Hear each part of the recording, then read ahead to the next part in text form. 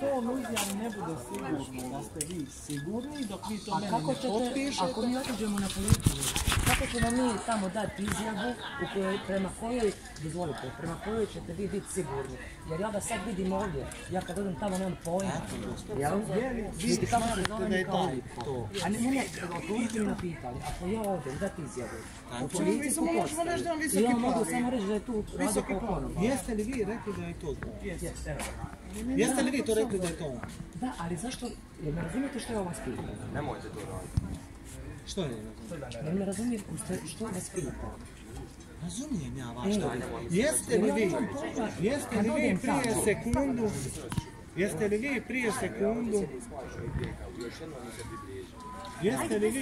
prije sekundu meni rekli da se to radi o tome? Ali kako ću ja to pokazati na tamo? Vi ćete pokazati, vi ćete to izjaviti. Da sam pokazao. Za policijskom, u kojemu je pokazan policijskom službu. Okej, tako mi recite, okej. Dobro. Što je tu? Ako ćete vi slušati gospodina Vita. Koja je razlika između dvojice napadača što su odvedeni i trećega što nije odveden? Razlika u tome, gospodine Vida, što ja trenutno raspolažem sa 2 policijska službenika koji trebaju odvesti vašu dvojicu da im se ukaže liječničku pomoć. Ja sam došao pozivam, ja ću ih odvesti na hitnu. Odlično. Izvolite poći. Evo, odjećemo za 10 minuta kad se Za vašu drugu informaciju, dok se ne identificira koje vaše djelatnici ili što su vam imaju ozljede, ne zna se ni po kojemu se zakonu postupi. On ima slomljeno čelo i slomljene zube. Očigledno. Je li to narušavanje i udaran je tacnom u facu? Znači udaran je, svjedoci su izjavili, udaran je tacnom u facu. Jeste li vi po profesiji doktor? Jeste li vi po profesiji doktor? Znači vi hoćete reći... Jeste li vi po profesiji doktor? Ne, nisam. Jeste li po profesiji državni odvjetnik? Jeste li ti jedno ovlašteno tijelo koje će konstatirati ozljedu i okarakterizira kazneno djelo? Ja sam osoba Niste. Znači, gospodine Vida, kako ste vi osoba zdravog razuma, onda će vam zdravi razum naložiti da osobi koje nisu identificirane tjelesne ozljede kao teške tjelesne ozljede ili lake tjelesne ozljede, da se ne može identificirati o kakvom se dijelu radi. Nema zube, koliko god vi mislili da znate. Znači, izvolite, odvedite. Molim vas, vaše ime. Ovdje. 5057 Hrvoje Franković. Gospodine Franković. Da, gospodine Franković.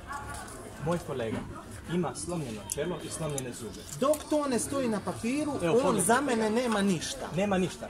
Ili možete pogledati na njega. On za mene ima vidljivu tjelesnu ozljedu glave. Ali ne može se biti kvalificirana dok nije kvalificirana od liječnika, on za mene nema tjelesnu. Imamo napadača, zato su 2 svjedoka potvrdili da je napadač koji slobodno kad se gospodine ispuni meni uvjet. Odbijate postupiti prema napadaču.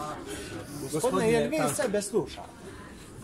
Ja sam vama rekao, slobodno idite gore, odvedite vaše na ukazivane liječničke pomoći, a onda ga trenutka za sat ili 2, kad vidite da policija nije ponećena postupila, onda se žalite. A dotad nemojte meni na terenu dirigirati s kakvim ja ljudstvo raspolažem i u kakvu ću se akciju pustiti. I ne dirigiram. Ispričavam se ako sam vas... Nemate se vi meni šta ispričivati, ja sam vama objasnio na način koji bi, evo ovdje svi vjerujem koji su nas slušali shvatili. Razgovarate sa mnom. Napadač slobodno hoda tamo i radi svoje... Zato što vi potencirate problem. Zato što se mi moramo baviti s vama, a ne sa... Ajde, idem ja. Luka, idite na... Ajde. Dođi. Neće nigdje. Neće on nigdje.